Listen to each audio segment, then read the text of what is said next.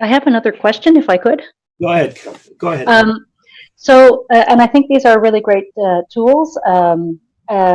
My other concern is the fact that we've lost a few weeks here, and I'm going to have to sort of compress assignments, etc. Um, and I was wondering about your thoughts on things like we have a double seuil. Should we get rid of that for this semester? Thoughts on I didn't get a chance to do my midterm writings, so do I need to like get rid of these things and then put all of um, the points into the finals? Things like compressing work because we've lost a couple of weeks.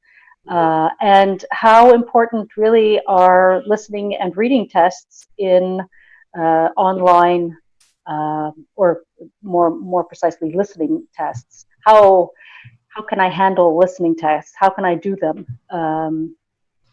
Look, Or do I need to get rid of that? look, I can't tell you how to run your professional practice. I think these are the questions that we all have to consider for ourselves over the Yeah. course of this this difficult period. And I think it really is the model that we choose. Are we going to engage? If so, let's find the tools. Let's help each other. Uh, Perhaps it is just a case of landing a burning airliner safely on the ground, get as many students through the door as possible. But I mean, ultimately, I think we owe it to ourselves and our professional practice. And quite frankly, let's face it, this is all a rehearsal for August, right? Unless there is a vaccine that comes out, and from what I've heard, it's not possible, or we can make this disease internationally extinct through quarantine, we are going to be facing this problem for a long time. So whatever we do now is a rehearsal for what's coming. What I wanted to do was to just go through a few more tools and then open up a big discussion for everybody to participate in. And I didn't want to get to the big questions all on my own. Frank, maybe you want to just... No, let Jimmy say, and Helen, again, to respond to you, Moodle again. I got to go back to Moodle because I've been using it for the college for many years, and now I'm using Nick's Moodle. But there you can create your own quizzes with a little learning and a little effort. You can actually post. You could take your, let's say, paper-based quizzes and type them into Moodle very easily and get automatic assessment. It's automatic, and students get the scores. So again, a great tool to actually do listening and reading comprehension online. Yeah, and we've got lots of material we can share, right? We can share lots of material. It's not a problem. Let's just go back to the slides that I had there and just see what more we can talk about. Whatever it is. Oh, there it is. And the last thing I really wanted to talk about was this. What about writing? Now, we've been experimenting with Google Doc here. I often tell people about the website Virtual Writing Tutor that I've been working on for the past 8 years. It's free. There's an ad on it that helps to pay for things, but it's completely free. You may not know this, but 70,000 people use this website every week. So it might be you're not the only one who uses it, and it would allow you to give feedback very quickly and not have the same 2-week turnaround as you usually have. And the third option is something called peer review. Moodle allows for students to put in a text and then have classmates read it and using a rubric assess it. So in fact, there's a chance here to give even more feedback and more peer collaboration, peer feedback and self-assessment than was perhaps possible in the past.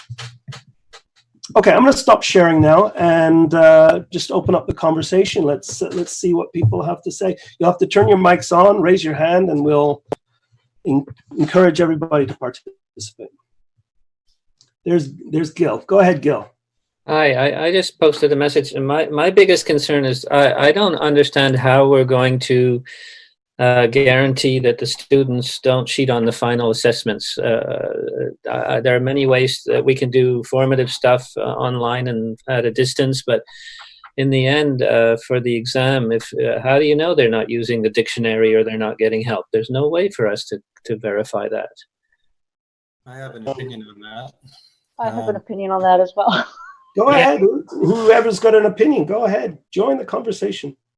I think I agree that there's no way of stopping students from texting to a friend while they're doing the evaluation. So even something through Moodle where you're evaluating listening or reading, students can take pictures of the shot of the screen, their screen, pass it on to somebody else. And it also kind of invalidates your Moodle tests that you've already created for future years, because students can make a bank of those answers from tests you've been using in the past, etc. There's no way of really stopping that, even in a controlled time where if you have two students who are talking to each other doing an oral, you can't control what's in front of them for sure. Normally I wouldn't have students with a vocabulary list in front of them. They can have it there and they can use it. So that eliminates one of the things I like to test, which is whether they're reusing any of the vocabulary from the course. I think that's just going to be something that's a reality that, to me, when I read about the petition of some CEGEP students saying they'd like the cut R not to count for this semester, to me, that makes a lot of sense. And what would be really nice would be, I think, if the government just said, you can mark it as a pass or a fail, and that's it for this term. Because to then make distinctions between a 70 and an 85 and all that, things that have an impact on cut I getting into university in the context for evaluation, I don't think that's fair. I agree. Yeah. Yeah, it's a big problem, and it's maybe one that we really need to solve in order to, because learning and teaching English we can do online. It's been done before. We can adapt. It's the evaluation that's going to be the big problem, I think. There's maybe one Can I add something? I'm just going to make one point on this very quickly, and that is to say, we have a temptation here, and that is to make perfection the enemy of the good. We need to find the best solution for the most students to get them to the end of this semester. And if we become sticklers and say our tests are not 100% secure, or I'm unable to continue with the testing protocols that I had in the past, then we're really going to stand in the way of moving things forward. These problems are long-term problems that we're going to need to solve over time, and collectively I think we can do it. And I'll stop. Could I make a comment on that? Go ahead. I think our directrice des études was suggesting to us that we go back to the elements of competency that we have to evaluate. For a start, go back to simple things. Don't necessarily go with the same kind of evaluations that we've been doing necessarily, but make sure we're just trying to evaluate the competency that we're supposed to. And I think for some things, like for written, for a long time, I've had some of my written exams, especially in specific English courses, as take-home exams. And surprisingly enough, even when they can use all their materials, all their resources, and they can even get help from other people to do it, they still don't necessarily do that. They don't take the time to do it. They don't necessarily have the time to do it. So I think it is possible to change perhaps the way we evaluate, let them for written exams, use materials, etc. Obviously up our standards and say, well, we're expecting no spelling mistakes, whatever, I don't know, but up our standards a little bit, saying you are able now to use all your materials. But I think we have to try and simplify things a little for evaluations. Can I add something? Is that okay? Okay. Okay. I've got a few things to say about Zoom and the breakout rooms and stuff, because we're using it, Philippe Gagné and I from Vanier. But about this, it works, Rachel, for maybe higher levels. And at 100 level, we don't like that they use that many tools, even though it is useful for them in real life. Like eventually they're going to use tools. They're never going to be like 103 unless like later in life, and we won't see that. But you're right, though, we have to go to the real core of what we're doing, what we're teaching, the competencies, and we can tell most of the time when they're cheating or when they borrow something. And 100 level, it's even easier to see. About Zoom, by the way, before you start playing with breakout rooms, don't bother, not at this point in time, because breakout rooms, first you need an account that you pay for. The CEGEPs might provide this. Philippe and I have had the time of our lives trying to put them in breakout rooms from lists that we've built in an Excel form that it works with Zoom. And then you can set them in little teams because we're two colleges talking to each other on the same Moodle platform. And now I'm really giving you lots of my rascals presentation information. Yeah, thank you. But now we're going to make a better report later, I guess. But yeah, in terms of breakout rooms, it's really complicated because when you have like 50 students or like 30, whatever, waiting in front of you, you see all their faces on the screen and you want to place them in breakout rooms, you're just rushing your life. So don't bother with this right away. I think I set up many meetings I scheduled different meetings for my students to do their midterm speaking in little teams in our groupe témoin, our control group. Nobody showed up because it was last Monday and then the school was already canceled and nothing was obligatory, so they didn't show up. But if you set up like two people talking in the screen and then you watch them and you see yourself, like with 3 pairs of eyes, that'll be stressful enough and it'll be enough for now. If you haven't used Zoom, don't go too far too fast. That's it. Could I make another comment as well about the Zoom and everything else we're talking about? One of the things I made the comment in the chat, but I know that not everyone can follow the chat and watch at the same time. We do have a number of student parents.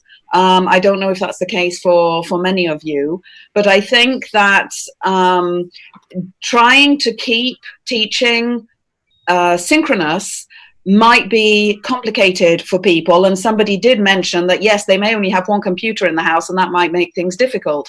So it's also possible to do other things and keep asynchronous activities going.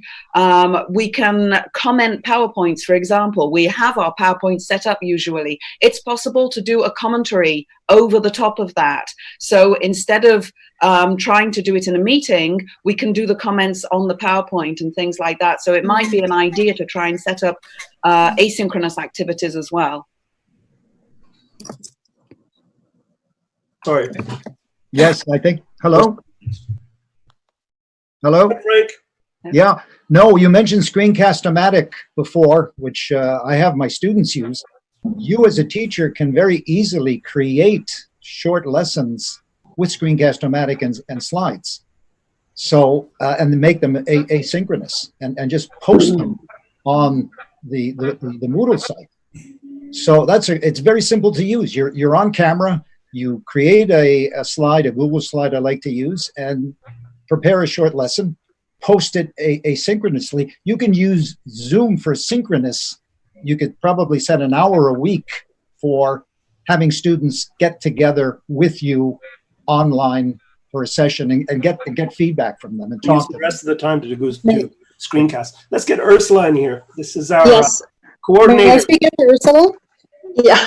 I think one of the very important things to consider in terms of 100 students, I think realistically, many are going to drop. The contact I've had with my 100 students, like Rachel was saying, a lot of them have children at home that they're taking care of. I mean, obviously the population will differ from one stage up to the next. I very much hope that they will be allowed to drop courses without any penalty, without a failing mark. Basically, just change that date d'abandon. And I really think that is something that is that should happen, because very many people, they have family members working in the healthcare system. They may have sick people they're taking care of. And the last thing they're going to want to worry about, especially at the 100 level, and if they fail their midterms, is trying to get through this course. And especially, I think in general, the more advanced students are able to learn on their own. So a lot of the things that we're suggesting requires students to be very, very independent. And what I was envisaging for my 102Bs was basically, if we can, and I'm assuming we'll be able to reduce the heure contact, so that a 3-hour class, you divide the class into 3 groups, and you would see them each for an hour for a discussion, at least to have them practice. And frankly, during this discussion period, based on the reading or whatever it is they were supposed to do, we could evaluate their speaking. So there is no cheating. We tell them this is the evaluation that's happening. So I think for the advanced courses, it's using Leia or Moodle, depending on what people are comfortable with, and PowerPoint explanations, and telling them, go, read this text, whatever it is. I think we can manage to evaluate quite fairly. And obviously everything is changing. We cannot, as Nick was saying, we can't evaluate everything the way we've been doing it. It has to change. That's all. Can I jump in for a second? Please do, Joy. Well, it was just to follow up something that Frank had said, and then I also wrote it in the chat. But I've been using Screencast for a long time, and I have my students create videos. And I have also created a number of videos, short grammar lessons. I will be happy to share them with everyone, and people can use them or not. And I've got for level 100, 102, and 103. I don't have anything for 101 because I haven't taught it in a long time. But I would make my material available for the entire teacher, Sage ESL teacher population, if I can find a good place to put it. I'm offering a Moodle that you can upload it. Okay. And then you share it that Yeah. way. Like. Okay, I'll put it on your Moodle. Okay, great. Can you hear me? The username is labodanglais.com. The username is teacher. The password is teacher. Yeah, I wrote it down earlier. Joy, it'll be your Moodle. You can customize your own. It's not Nick's Moodle. He's giving teachers the opportunity to have their own Moodle. That's it. I think unbelievable. I did have a Moodle. I'm not teaching this semester, and so I think it's Gil and then Robin next. Yeah, hi. The major concern I have, I teach 100 levels and 101s, is the lack of sophistication that many of my students have with basic technology. They don't know how to use it. They don't read instructions very well. It's very confusing for them. And even though you repeat and tell them how to do stuff, they don't manage. And so I see there's going to be some inequity in terms of how we can get students to benefit from the efforts that we're making to help them save the session. It's really worrisome to me because even though I think I'm very crystal clear and I repeat and I draw and I show, they still don't get it many times. Well, we've all noticed that students have a familiarity with technology, but their sophistication, their digital literacy is razor thin. It's very superficial. They know how to post a like on TikTok, but they don't seem to know how to follow instructions. Indent. They don't know how to indent 5 spaces on Word. It's the challenge of being a teacher, but also I think we are going to be learning a lot the next few weeks. Robin is next, but her mic is off. Maybe she can unmute herself. Can you hear me? Nick? I'm not sure that I'm comfortable with the switch onto online because I'm so animated in front of the classroom and I use a lot of student engagement. So there's a lot of physicality to my classroom style and there's a lot of interaction. So there's an enormous amount of group work, there's an enormous amount of discussion, even with my 101s. So I'm deer in the headlights about this because this means a complete turnaround or different style for me in my approach. And I was wondering if anyone had any suggestions on how to sort of maintain that engagement, performing exactly. It's exactly that. But the students perform as well, and it getting them outside of their comfort zones makes it more fun for them, and just it's a very dynamic atmosphere. And I'm just wondering how to maintain that because I'm also teaching adults, and the adults really need a lot of encouragement as well. So if anyone has any suggestions on how to make it as dynamic as possible, that'd be great. I'd like to respond very quickly to that. And that is to say, I think it's helpful to think back to the beginning years of radio and TV, when people would stand back from the microphone and shout to the crowd. And only recently have we realized that you can get very close to the camera and it becomes a very intimate way of communicating. We're going to have to adapt our communication style to the platform that we have. And I know how you feel. I play card games with my students. Card games. How am I going to do that? We'll see. Robin, a live Zoom session for half an hour, will allow you to interact. You can send students a link. They would go into Zoom. They would be there, and you can interact with them and do your show, presentation, tell jokes, and so on in Zoom live. So that's fantastic. Well, I'm hoping that I know that some teachers have made some attempts at doing this, and a lot of students just haven't been attending. One teacher at my college tried to set something up, something fun and dynamic, and 5 kids came. So, and she cast a wide net onto all of her classes, and only 5 showed up, and it was a 101 level. We know from experience that the 101s tend to be a little less engaged, and I'm just concerned about, keeping them sort of going. If that's what we have to do, I take it on myself to do it. So that's... I have a colleague in the States teaching at the university level. She's teaching at a fully online university, and each week she has to do an hour of Zoom classroom, and hardly anyone goes. Yeah. And she's saying, I'm almost alone in these. So I understand the problem. It's getting students to engage. Marion had something to say. Yeah, hi, Robin. I used to be a broadcaster, and I did a lot of media training also on flipped classrooms in Europe.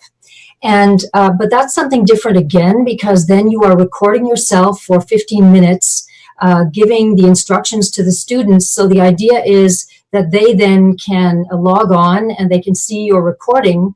And 15 minutes is about the maximum attention span for a talking head, as we call it. So there's no interaction in that case, and that's very challenging because you're just talking to a camera, as we are now, although we can see each other, but you're talking into a camera. And then the challenge really is to maintain eye contact, have things positioned well with the background, but also it's about keeping your energy going. And I can, just when you talk, your voice and the way you position yourself, you already have an energy, and one can sense it. But voice becomes really, really important when you're doing these things as well. We don't tend to, because we're so visual, we don't focus on voice a lot. But it's important to, speak, of course, more slowly, to use shorter sentences, but to animate your voice and to animate yourself so that you look normal and not like a stick figure lecturing. I think with Zoom, which I've used as well, it is, as Frank said, it's easy to interact because you see them. They are there and they react to what you're saying. So your energy does get through the camera to them. So that is also a question of practice. It's not ideal. Of course, it's great to plunge into the crowd and to get that energy going in that energy feedback loop. But this is just a different way of getting your energy to reach out to those students. And I think you can do it if you are an energetic person in the first place and you teach that way. So I don't think you really need to worry that much. Whether they come or not is something else. but you always have that problem, right? So that You're would be my very word of comfort to you. Thank you very much. That's very reassuring. Sure. Can I jump in if you guys don't mind? I'm very happy to see the Rascals crew. Nice to see you, everyone. This is Felix from Levy. Sorry, I don't have a camera at home. Well, personally, I think to come back to the very beginning, I think I'm just going to try and crash land the plane this semester, and save what we can, especially for students who are finishing their decks this semester. And one thing in terms of interaction, it doesn't have to be with the teacher. It can be among the students, and they can, like, we regularly have discussion groups in class, and the way we were thinking of addressing this is that we could simply give the students the tools, but then they can organize with each other, so they can meet online, either through Zoom, or we have Teams in Levy, which works really well for small groups. And then they can, there's usually one person who's responsible for the discussion who can write up some kind of comment, or just to make sure that it's been done. And this could work for speaking exams too. I mean, I wasn't thinking of doing any synchronous work with the students for the rest of the semester. I'll let them do it among themselves, but except for exams, because then there's the whole cheating thing, and giving them a pass or fail grade is definitely something that's in the air. But we were wondering, especially for writing exams, because if you have Zoom, you can see the students, and yes, they can read, but I mean, you can adjust your grids.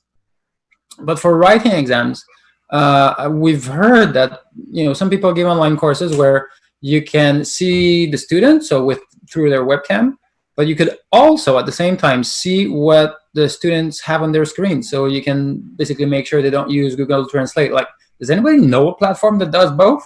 That's my question. And the last point, the last problem for me will be to give feedback to students, because especially for speaking and in terms of grammar and writing, I mean, I'm working from home, as all of you are, I suppose, and it's going to be I'm used to working with paper, so this is going to be a big challenge for me. I'm not really quite sure how I'm going to give feedback to students. I can give them a grade, yeah, for sure, but giving feedback is something else. Are you saying that we can see what the students have on their screens? No. So can I just jump in here? We can't. Okay, can I jump in with a suggestion? So at my CEGEP, I have them do all their writing exams in the lab, and on the lab I have what's called this hindsight, and I can see exactly what they're doing on the computers. But those computers are in my lab. We're probably at Marivic, we're probably going to go use the platform Microsoft Office 365, on which we can have video conferencing. I can deposit assignments. They can upload their finished work.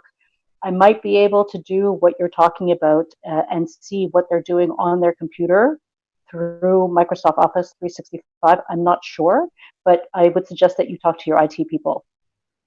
I'm going to make a suggestion here, if you don't mind. I think the real solution to copy pasting and to cheating and to plagiarism is simply this. Students collaborate to construct a new text that is only possible through collaboration and involves information that they each bring to the text. The notion of giving a single topic to all students, all at the same time, 5 different groups, encourages plagiarism and cheating. But collaboration, requiring that the writing be a product of a discussion, ensures that they will invest in the discussion and give you something that's guaranteed to be new. Can I ask a question? Yes, go ahead, please. Okay. I just want to find out if my mic is working, because when we started this process at 1 o'clock, I couldn't get my mic working. Is it working now? Yeah, you're doing a great job. Okay.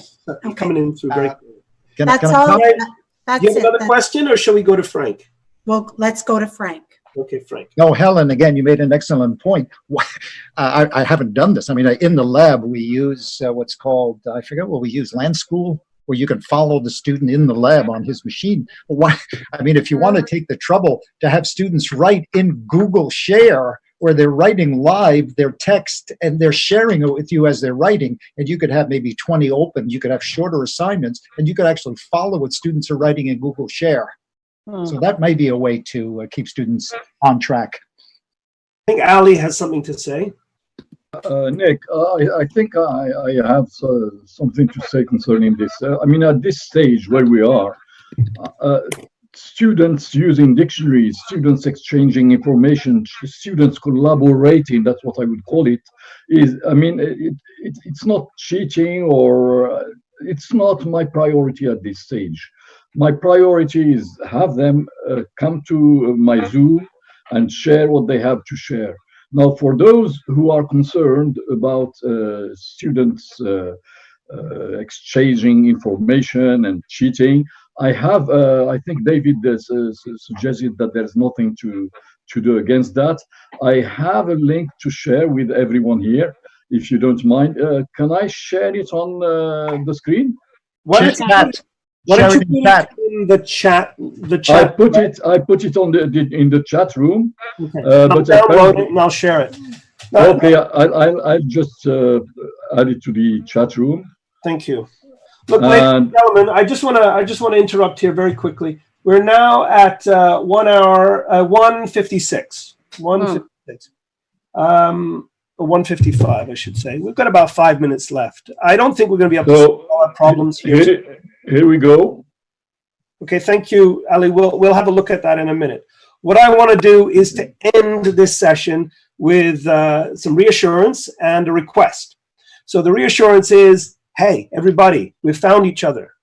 Let's help each other. Let's collaborate. Let's draw on each other's expertise, our intelligence, and our creativity to solve this problem. That's the first thing.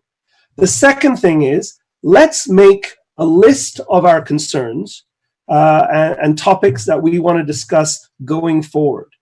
This is our opportunity to rehearse for August, but also to set up a series of discussions that we could continue. We can have up to 100 participants, potentially every week, sharing, warning, offering advice and links. What do you say? Does that interest you? Yes. Great. Sure. Sure. Yes. Yes. Do you have some sort of a mailing list, Nicholas? Because I can share with the teachers at my CEGEP, and we can go exponential. Yeah, great.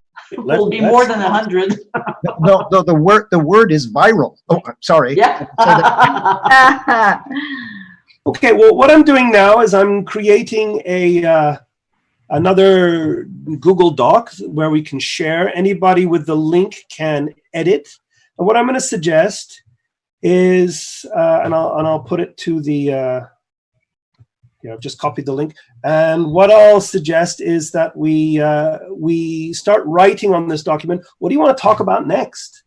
I mean, let's make a list of topics and see how we can draw upon the intelligence of the group to solve our collective and shared problems. All right, I'll stop sharing now. And may I ask a really quick question? Go ahead. When are people expected to start teaching? I know in the Cégep de Granby, there's still no news. So are some people starting this week? I saw online some people are starting in a couple of weeks. April 6th, I see somebody just wrote. April 6th, yeah. I think April 6th for us too at Maryvic. College de Valleyfield, no answer yet. We're told nothing. For Lille-Gros, we're supposed to start on the 6th, but for Formation Continue, we were told yesterday that we had 3 days to come up with online courses that had to be submitted Friday, and we start on Monday. Oh. So the panic is... Where? Which college? The Formation Continue at Lille-Gros. Oh, yeah. But the union is on it because apparently they're not allowed to do that. So anyway, April 6th apparently is the government's idea. Well, it can't be earlier than that because even here we don't even have a platform, or We're not sure if the Zoom licenses have been bought. I know Vani is really ahead of the ball. They bought their Zoom licenses, and they would like to start next week. But there's resistance everywhere. And here, we're not ready. We're still in committees, and people are meeting this afternoon. Nothing is decided. And then they're going to tell us to go and start teaching on Monday. I don't think so. C'est ça qu'on nous a dit, puis on nous a dit, débrouillez-vous, trouvez-vous une plateforme que vous aimez bien, et voilà, c'est tout. Yeah, but you don't have the union we have. The union didn't know about it, and the union's furious. So the union is on it, but the union's doing everything that they can right now. So it's a lot for everybody to handle. The students on your side, Robin, you'll be all right. I'm sure. The students are pushing back. Huh? They have a 75,000 member petition to stop this online teaching, because they said that not everybody has access to computers, etc. Yeah, so I think there are 2 petitions, huh? Yeah, so there's quite a big pushback with the students too. So clowns are running the circus. We're going to do our best in the best way we can. We're professionals. We're going to support each other. We're going to support our students. We're going to get this airliner safely to the ground and get as many people as we can through the door. Because you know what? Thanks. Some of us are training paramedics. Some of us are training nurses. Some of us are training police officers. Society needs the graduates that we produce, and we have a duty to help them, help us rescue our society from this crisis. Are you running for office? Yes, I am. This office. Nicholas, quick question. How we're going to access that document? How are we going to make it available? I'm going to have to, why don't we get everybody to put in their email address into the chat thread now? I'll make a collection of them, and I'll send it out. And I'll ask Ursula if we can use the ESL coordination mailing list. You couldn't make a Facebook group? Well, we have a Facebook group. And just blast it through every platform we have, and just help each other. Why not? Thank you, everybody. And some of us aren't on Facebook, so email would be great. We're going to do our best through every platform we have, right? Okay, Thank you. Thank you, Nick. Thank you. Thanks, Nick. Bye. Thanks, Nick. Well done, everybody. Bye, everybody. Good luck. Thanks a lot, Nick. Thank you. Thanks, Nick. Thank you.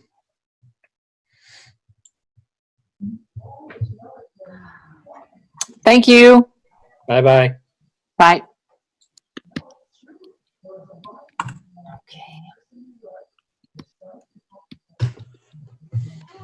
So that went well. Well done, Nick. Nicholas. We can just try, right? Hey, actually, it's great. I was thinking about Rascals. It's been cancelled. I mean, this is an alternative. I mean, we could easily organize some virtual kind of Rascal. Yeah. Well, Think about it. I have to get to a Zoom meeting with the rest of my department now, and we'll maybe have a similar conversation. Anyway, Thanks a lot, Nick. I really appreciate it. Thanks. Thanks. Okay, bye. Bye, everybody. Thanks. Bye.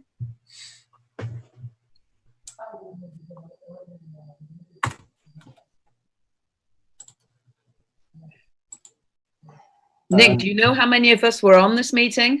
I don't know. I'm not count. I took a couple of screenshots. I'm going to guess that there were, I don't know, nearly 20. We did quite well, I'd say. It's good. Yeah, I think so. Obviously, there's an... I didn't know how to get to your Google Docs, so I put in a little message saying one thing we could do is separate the skills, talk about how to do listening, how to do reading. We could, if you wanted to, ways to separate things. Another thing is to separate levels. Anyway. Lots to talk about, right? Oh, yeah. I'm actually looking forward to it. I think it's a very exciting time. Yeah. All right. I'm going to end the meeting now. Bye, everybody. Bye. Thanks.